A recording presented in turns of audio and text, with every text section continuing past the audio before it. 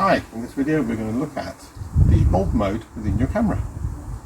So on your camera you have the ability to change the shutter speed, and normally that varies between 1/4000th of a second all the way to the slowest of 30 seconds, and that's a really good working range. However, there will be circumstances where you need to be able to go slower than 30 seconds. So you need exposures of a minute, 10 minutes, or even longer.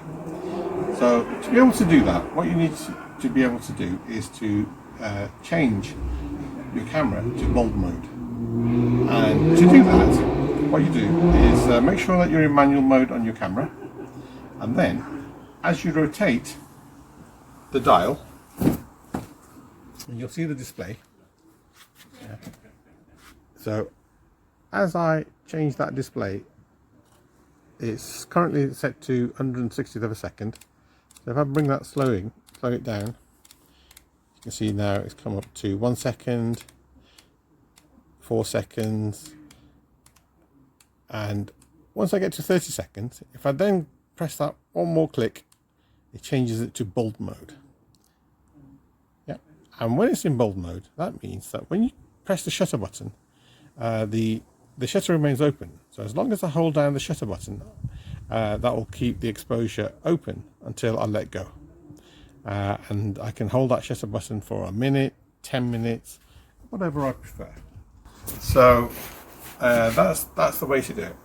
Now, there's a couple of things that need to be borne in mind here. Firstly, the camera, when you're going with long exposures, must be very stable, and so you need a tripod. Secondly, holding down the shutter button for really any length of time, A, it tires out your finger, and B, introduces shake to your camera, which then spoils your image. So you want to try and avoid holding down the shutter button. So for that, you can have something called a remote shutter release. And with the remote shutter release, when I press this button, then the shutter is like I know I'm pressing that. And in this case, I can press down the shutter button, lock it, and the shutter is now open, and I can keep that as long as I want, or however long I need to hold the exposure for. And once I let go, it will release it and the picture will be taken. And so that's the better way to do very long exposures. So in the next video we'll look at some of the applications of bulb mode, but that's how to get your camera into bulb mode and how to shoot it with making sure that you've got a tripod and a remote shutter release.